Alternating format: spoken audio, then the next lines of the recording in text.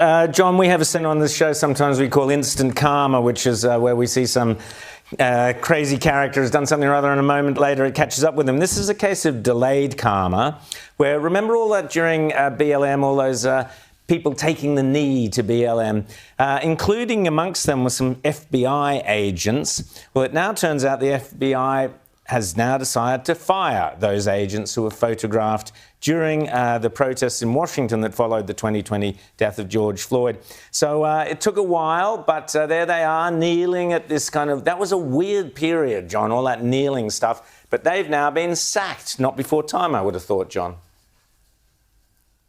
Rowan, some people may wonder, why exactly should they be fired for participating in these George Floyd demonstrations back in 2020?